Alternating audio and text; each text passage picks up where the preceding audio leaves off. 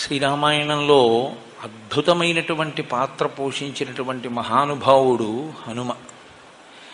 గోష్పదీకృతమారాసిం వశకీకృత రాక్షసం రామాయణ మహామాల రత్నం వందే అనిలాత్మజం అని ఆయన గురించి స్తోత్రం చేస్తే ఇదే స్తోత్రం చేస్తాం. ఏదైనా మనం మెళ్ళో ఒక హారం వేసుకున్నాం అనుకోండి, ఆ హారానికి రెండు వైపులా పేటలు అంటారు. రెండు పేటల్ని కలుపుతూ మధ్యలో ఒక నాయకం పూస అని ఉంటుంది. అది చాలా సొబగుగా చాలా గొప్పగా ఉంటుంది. సీతమ్మ రాముడు అనబడేటటువంటి హారంలోని అటు ఇటు ఉన్న పేటల్ని కలిపేటటువంటి ఆ నాయకం పూస, ఆ మణి హనుమ. ఆయన శ్రీరామాయణానికి అంతటికీ కూడా గొప్ప తేజస్సుని, రామాయణానికి అంతటికీ కూడా అంతటి ప్రకాశాన్ని తీసుకొచ్చినటువంటి మహాపురుషుడు. అసలు స్వామి హనుమ పేరు చెప్తే చాలు, బుద్ధిర్యశో బలం ధైర్యం నిర్భయత్వం అరోగత అజాడ్యం వాక్పటుత్వం చ హనుమత్ స్మరణాత్ లభేత్. హనుమని స్మరించినంత మాత్రం చేత, హనుమకి నమస్కరించి హనుమని సేవించినంత మాత్రం చేత హనుమ యొక్క గొప్పతనం ఎక్కడుందంటే అజాడ్యం. ఆయనని సేవించినటువంటి వారికి జాడ్యము పోతుంది. జాడ్యము అంటే జడత్వము. జడత్వము అన్న మాటకు అర్థం ఏమిటంటే స్పందన శక్తిని కోల్పోవడం. శ్రీరామాయణంలో రామచంద్రమూర్తిగా శ్రీ మహావిష్ణువు వచ్చే ముందే బ్రహ్మదేవుడు అనేక మంది దేవతల్ని శాసించాడు. రావణ సంహారం అంటే అంత తేలికైన విషయం కాదు. నరవానరముల చేత సంహరింపబడడు కనుక, ఆయన నరవానరముల చేత సంహరింపబడనని వరం అడగలేదు కనుక మీ అందరూ కూడా వానరాంశలలో వెళ్ళండి అన్నాడు. దేవతలందరూ వానరుల యొక్క అంశలలో వచ్చారు. కానీ ఒక్క హనుమ అవతారం మాత్రం చాలా విశేషమైన అవతారం. అసలు శ్రీరామాయణంలో విచిత్రం ఏమిటంటే బాలకాండలో హనుమ కనపడరు, అయోధ్యకాండలో కనపడరు, అరణ్యకాండలో కనపడరు. ఆయన కనపడేది 3 కాండలు దాటిపోయిన తర్వాత 4వ కాండ కిష్కింధకాండ ప్రారంభంలో కనపడతారు. 4వ కాండలో కనపడినటువంటి హనుమ కిష్కింధకాండ దాటగానే సుందరకాండలో అత్యద్భుతమైన పాత్ర పోషిస్తారు. ఇంకా తర్వాత శ్రీరామాయణంలో కిష్కింధకాండ వరకు ఉన్న పాత్రల్ని మర్చిపోయిన వాళ్ళు ఉంటారేమో, కానీ ఇక హనుమ పాత్ర మాత్రం ఎవ్వరూ విడిచిపెట్టలేరు. అంత గొప్ప స్థితిని పొందుతుంది. 7 కాండల రామాయణంలో ఉత్తరకాండ చాలా మంది చదవరు, 6 కాండలే చదువుతారు. 6 కాండలలో 3 కాండలలో అసలు హనుమ గురించి ఏమీ లేదు. 4వదైన కిష్కింధకాండలో ఆయన ప్రవేశం. 4వదైన కిష్కింధకాండలో హనుమత్ ప్రవేశ సమయంలో అసలు ఆయన ఎలా పుట్టారు అన్నదాన్ని మహర్షి చెప్పలేదు. అకస్మాత్తుగా హనుమ ఆ భయపడిపోతున్నటువంటి సుగ్రీవుణ్ణి నువ్వు ఇలా భయపడకూడదు అన్న దగ్గర ప్రారంభం హనుమ పాత్ర ప్రవేశం. ఎవరి హనుమ, ఎక్కడి నుంచి వచ్చారు, మధ్యలో ఒకసారి సంక్షిప్త పరిచయం మాత్రమే చేస్తారు.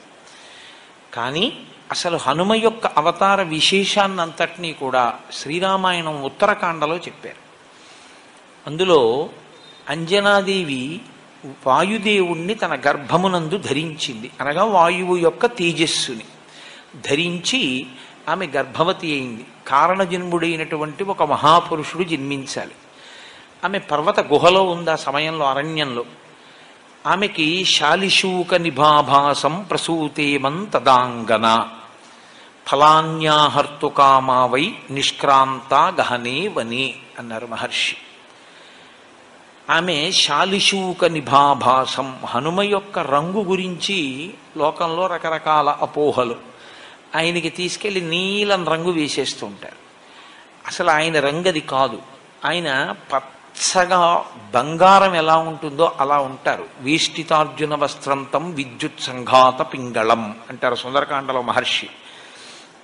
మెరుపుల పోగు ఎలా ఉంటుందో అంత పచ్చటి రంగు అయింది. శాలిశూక నిభాభాసం అంటే ఒక ధాన్యపు గింజని తీసుకుని పట్టుకుంటే దాని మొన ఎలా ఉంటుందో అంత పచ్చగా మిరిసిపోతున్నటువంటి హనుమ ఆ అంజనాదేవి యొక్క గర్భము నుండి బయటికి వచ్చారు. ఆవిడికి ఆకలేసి ఓ పండు తిందామని ఆ గుహలోంచి ఆ పక్కన ఉన్న అడవిలోకి ఆవిడ వెళ్ళింది. ఫలాన్యాహర్తు కామావై నిష్క్రాంత గహనేవని. ఇప్పుడు ఈ పిల్లవాడు పడుకుని ఉన్నాడు, అప్పుడే పుట్టాడు. పుట్టి ఇంకా కొద్ది సమయం ఈ పిల్లవాడికి ఆకలేసి పాలు ఇవ్వడానికి అమ్మ దగ్గరలో లేదు. పుడుతూనే ఈ పిల్లవాడికో పండు తిందామనిపించి ఆయన పైకి తలెత్తి చూశాడు. బాలసూర్యుడు కనబడ్డాడు. అంటే తెల్లవారుజాము సమయంలో సూర్యోదయ సమయమునందు స్వామి హనుమ జన్మించారు. ఆ బాలసూర్యుణ్ణి చూసి ఇదేదో ఎర్రటి పండు అనుకున్నారు ఆయన. అనుకుని వెంటనే బాలార్కాభిముఖో బాలో బాలార్క ఇవమూర్తివాన్ అన్నారంతే మహర్షి. బాలసూర్యుణ్ణి చూసి తినే పండనుకుని ఈయన కూడా బయలుదేరి సూర్యపథం వైపుకి వెళ్ళిపోయారు. ఇప్పుడు వాళ్ళిద్దరూ ఒకరికొకరు ఎదురుగా ఎలా ఉన్నారు? మహర్షి అన్నారు, బాలార్కాభిముఖో బాలో. బాలసూర్యుని ఎదురుగుండా నిలబడిన ఈ బాలుడు కూడా అంతే తేజస్సుతో ఉన్నాడు. పరబ్రహ్మమైన సూర్యనారాయణుడు తన దగ్గరికి వచ్చి తననే తినేద్దామని వస్తున్న బాలుణ్ణి చూశాడు. అరేరే, నేను ఇంత తేజస్సుతో నిలబడితే ఈ పిల్లవాడు కాలిపోతాడు. ఈ పిల్లవాడి యొక్క జన్మయే అపురూపము, అసాధారణము. వీడు లోకంలో తరువాతి కాలంలో చాలా ఉపకారం చెయ్యవలసిన వాడు. కాబట్టి ఈ పిల్లవాడిని నేను చెనకకూడదు అని తన తేజస్సుని ఉపసంహారం చేశాడు. ఆ పిల్లవాడు దగ్గరికి వెళ్ళిపోయి ఆ సూర్య బింబాన్ని పట్టుకున్నాడు, పండనుకుని తిందామని. అది పర్వకాలం కాబట్టి రాహువు సూర్యుణ్ణి గ్రసించడం కోసమని ఆయన వచ్చాడు. పిల్లలకి చాపల్యం ఉంటుంది, కాసేపు ఇది పట్టుకుంటారు, ఇంకొకటి కనపడది ఆకర్షణీయంగా అనిపిస్తే దీన్ని విడిచిపెట్టి దాన్ని పట్టుకుంటారు. కాబట్టి ఇప్పుడు ఆయన ఈ సూర్యబింబాన్ని విడిచిపెట్టి ఆ రాహువుని పట్టుకోవడానికి వెళ్ళారు. ఆ రాహువు ఈ పిల్లవాడిని చూసి హడిలిపోయాడు. హడిలిపోయి, నాకు దేవతలు వరమిచ్చారు, నేను మాత్రమే పర్వకాలంలో సూర్యచంద్రుల్ని రాహువు కేతువు తినాలి, అటువంటిది ఇవాళ ఒక పిల్లవాడు కూడా వచ్చాడు. కాబట్టి దేవతలు మర్యాద తప్పారు. కాబట్టి దేవతల అధిపతినైన ఇంద్రుణ్ణి అడుగుతానని చెప్పి ఆయన వెనక్కి తిరిగి వెళ్ళిపోయాడు. ఈ పిల్లవాడు గబగబా వచ్చి మళ్ళీ సూర్యబింబాన్ని ఈలోగా రాహువు దేవలోకానికి వెళ్ళి దేవేంద్రుడికి ఫిర్యాదు చేశాడు. అయ్యా, పర్వకాలంలో నేను తినాలి, కానీ వేరొక పిల్లవాడు వచ్చి తినేస్తున్నాడు సూర్యుడిని, అది ఎలా సంభవం? నేను వస్తాను పద అని ఇంద్రుడు బయలుదేరి వచ్చాడు ఐరావతం మీద. ఈ పిల్లవాడు సూర్యబింబాన్ని పట్టుకుని అది ఏదో కొరికి తినబడేటటువంటి పండనుకుని కొరకబోతున్న సమయంలో మళ్ళీ రాహు వచ్చాడు. ఆయన మళ్ళీ ఈ బింబాన్ని వదిలేసి రాహువు దగ్గరికి వెళ్ళాడు. రాహు భయపడి వెనకనున్న ఇంద్రుడి దగ్గరికి వెళ్ళాడు. ఈయన మళ్ళీ రాహువుని విడిచిపెట్టి ఇంద్రుణ్ణి చూశారు. ఇంద్రుడు ఏనుగు నచ్చింది సార్ ఆయనకి, ఎందుకంటే తెల్లగా ఉంటుంది ఐరావతం పుష్టిగా. ఈ పండు బాగుందని ఐరావతాన్ని వెళ్ళి పట్టుకుని కొరకబోతున్నారు. ఎక్కడ లేని కోపం వచ్చి ఇంద్రుడు వజ్రాయుధం పెట్టి కొట్టాడు. కొడితే అంతే, ఎడమ దవడ విరిగి ఆ పైనుంచి కింద పడిపోయారు. శ్రీరామాయణం ప్రకారం ఆయన ప్రాణములు ఉగ్గడింపబడ్డాయి. కింద పడిపోయి ఆ గుహలో రాతి మీద పడి కింద పడిపోయారు. కింద పడిపోగానే వాయువుకి తెలిసింది విషయం. అపారమైన తేజోమూర్తిని శ్రీరామాయణ కాలంలో అందరికీ ఉపకరించడానికి నేను కన్నాను, తండ్రిని అయ్యాను. ఇటువంటి పిల్లవాణ్ణి ఇంద్రుడు ధూర్తుడై వజ్రం పెట్టి కొట్టాడు. కాబట్టి నేను నా ప్రసారమును ఆపేస్తానన్నాడు. అదో చిత్రం. కాబట్టి ఇప్పుడు వాయువు తన ప్రసారాన్ని ఆపగానే సృష్టిలో ఇప్పటి వరకు జరగని చమత్కారం జరిగింది. ఎవడో హవిస్సిస్తున్నవాడు అలాగే ఉండిపోయాడు, సంధ్యావందనం చేస్తూ అర్ఘ్యమిస్తున్నవాడు అలా ఉండిపోయాడు, నవ్వుతున్నవాడు నవ్వుతూ ఉండిపోయాడు, ఏడుస్తున్నవాడు ఏడుస్తూ ఉండిపోయాడు. ఎక్కడా లోకంలో కదలికలు లేవు. బయట తిరగడం మానే లేదు వాయువు.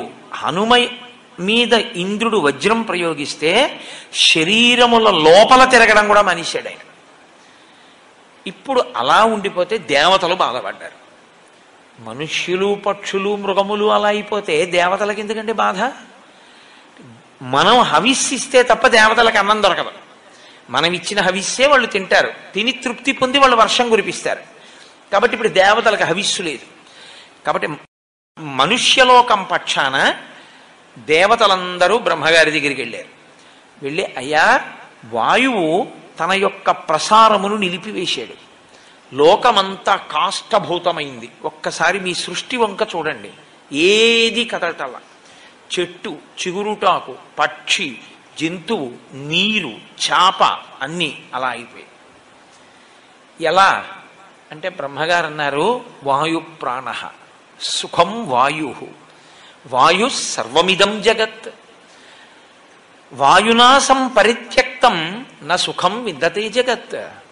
ఎంత గొప్ప మాట అన్నారండి బ్రహ్మగారు రామాయణంలో. వాయు ప్రాణ, వాయువే ప్రాణము అన్నాడు. వాయువుని రమ్మని నేను పిలవాలి, కోపించి ఉన్నాడు. నేను రాను అని కూడా ఓ మాట అనేస్తే చాలా పెద్ద ప్రళయమే వస్తుంది. కాబట్టి నేనే వస్తానన్నారు బ్రహ్మగారు. తిన్నగా వెళ్ళి పిల్లవాడిని ఇలా ముట్టుకున్నారు. బ్రహ్మగారు ఇలా ముట్టుకోవడం ఏమిటి?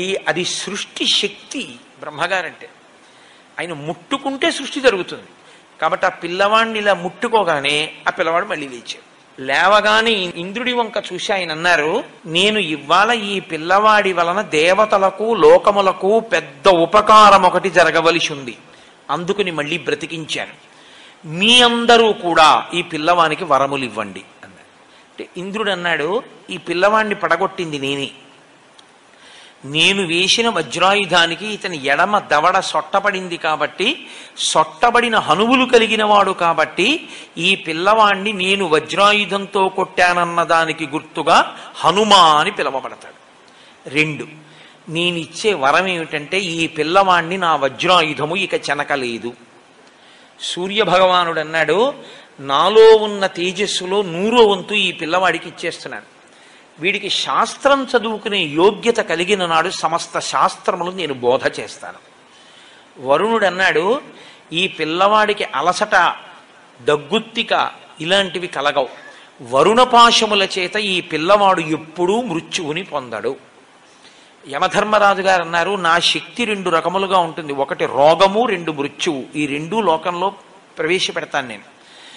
నా అనుగ్రహం చేత ఈ పిల్లవాడికి రోగముండదు, ఈ పిల్లవాడికి మృత్యు ఉండదు. కాబట్టి ఇతను మృత్యువునకు అతీతుడై ఉంటాడు.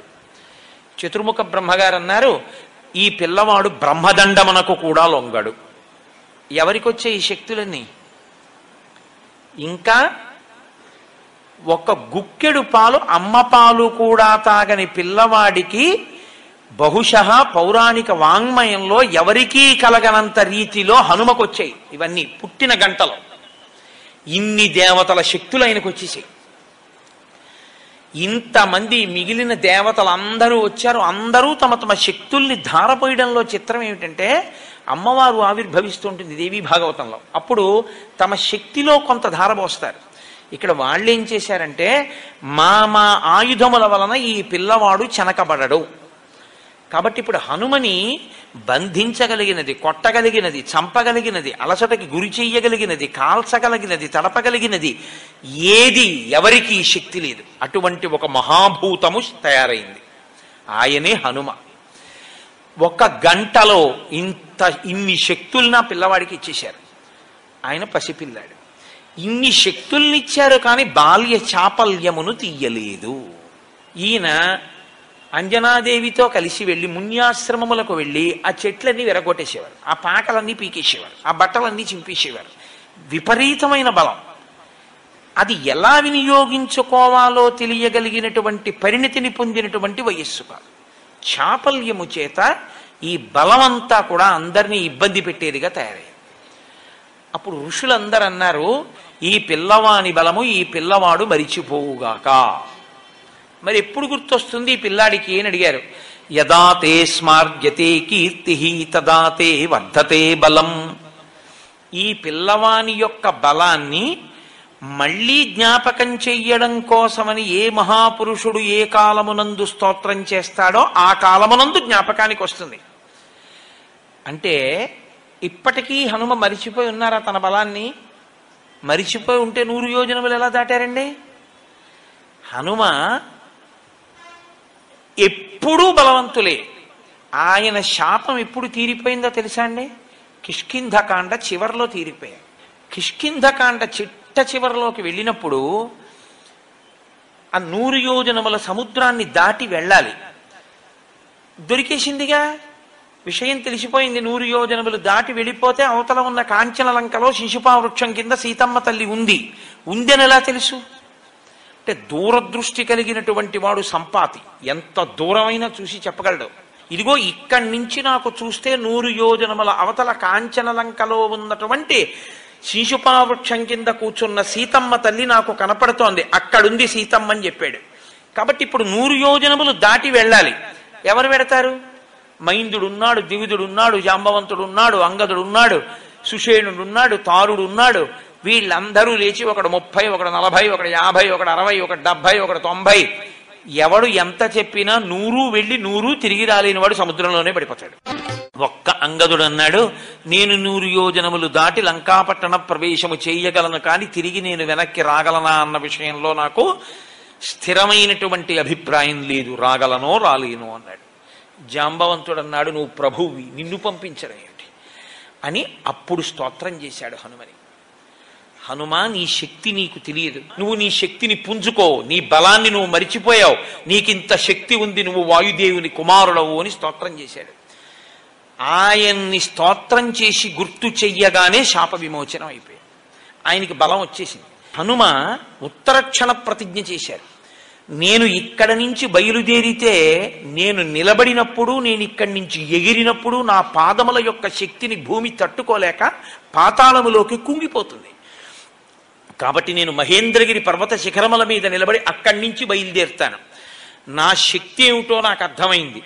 100 యోజనముల సముద్రమును నేను లంఘించి ఆవలకి వెళ్ళక్కర్లేదు, నేనిప్పుడు 100 యోజనములు గడచి వెడతానన్నారు ఆయన. అప్పుడే పోయింది ఆయనకి ఆ శాపం. హనుమ గురించి ఒక మాట చెప్తారు కిష్కింధకాండ చిట్ట చివరి శ్లోకంలో, సవేగవాన్ వేగ సమాహితాత్మా హరిప్రవీర పరవీరహంత మనస్సమాధాయ మహానుభావో జగామలంకాం మనసా మనస్వి. ఇది చివరి శ్లోకం కిష్కింధకాండకి.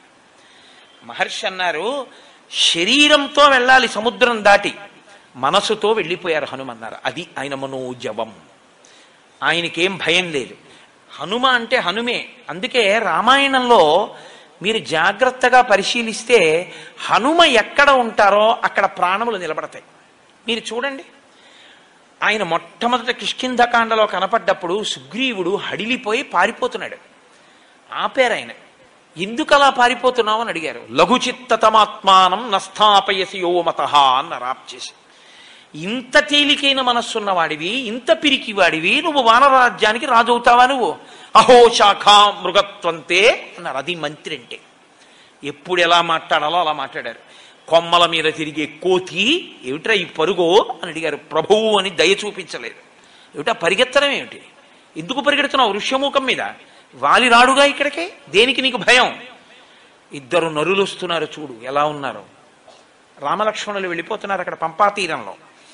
వాలి పంపి ఉంటాడు నన్ను చంపడానికి, వాళ్ళిద్దరిని చూస్తే భయం ఇట్లా, అందుకే పారిపోతున్నానన్నారు. చూస్తే పారిపోవడమే, వాళ్ళెవరో ఏమిటో నేను కనుక్కొస్తాను, అలా ఉండు. వెళ్ళి రామలక్ష్మణులతో సుగ్రీవుడికి మైత్రి చేయించారు.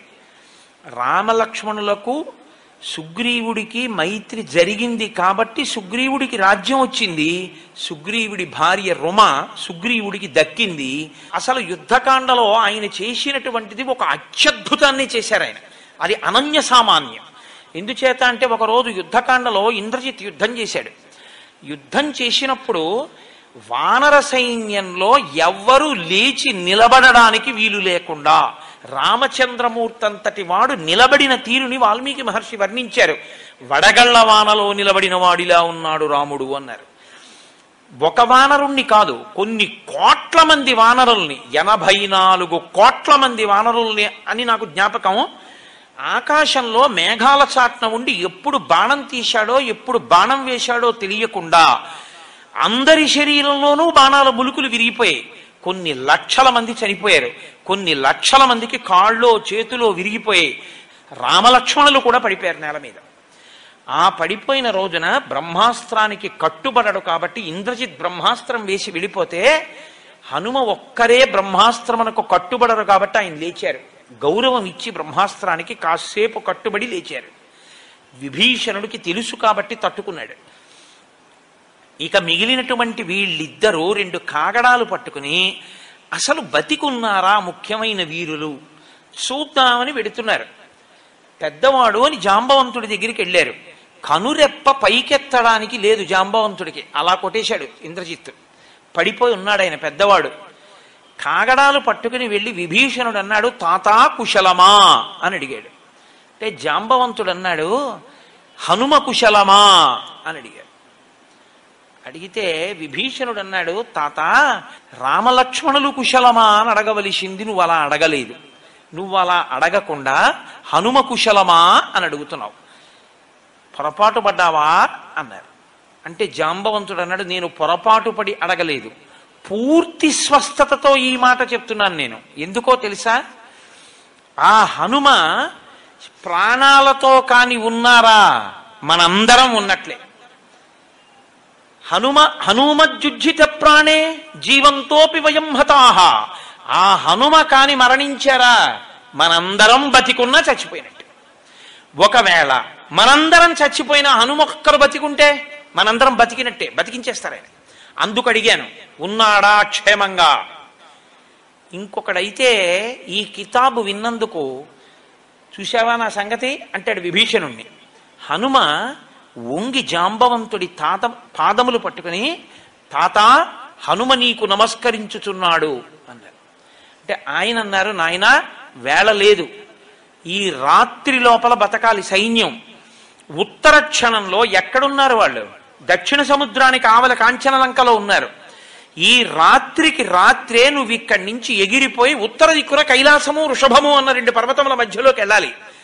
అక్కడ ఒక ఓషధీ పర్వతం ఉంది, అందులో 4 ఓషధులు ఉన్నాయి. నువ్వు వెంటనే వెళ్ళి ఆ 4 ఓషధులు పట్టుకొచ్చేయాలి 10 నిమిషాల్లో. వాల్మీకి రామాయణంలో మహర్షి ఏమన్నారో తెలుసా అండి? రావణాసురుడి మేడ కూడా కదిలిపోయింది ఆయన వేగానికి. ఇలా కన్ను మూసి కన్ను తెరిచేటప్పటికి మెరుపు మెరిసినట్టు వెళ్ళిపోయారంటే అది ఆయన మారుతతుల్య వేగం. అంటే కైలాసము వృషభము మధ్యలోకి వెడితే ఓషధులు అనుకున్నాయి, ఈయన మనని తీసుకెళ్ళిపోవడానికి వస్తున్నాడు, ఈయనకి కనపడకుండా దాక్కుందామని తేజస్సుని అవి ఉపసంహారం చేస్తే రామకార్యం మీద వచ్చిన నాకు ఉపయోగపడకుండా దాక్కుంటారా? మీరెక్కడున్నా మా వైద్యుడున్నాడు సుషేణుడు, ఆయన కనిపెడతాడు అని పర్వతాన్ని పెకలించి తీసుకొచ్చేశారు లంకాపట్టణానికి. తీసుకొచ్చి అక్కడ ఆ పర్వతాన్ని దింపితే ఈ 4 ఓషధుల యొక్క శక్తికి ఈ 4 ఓషధులు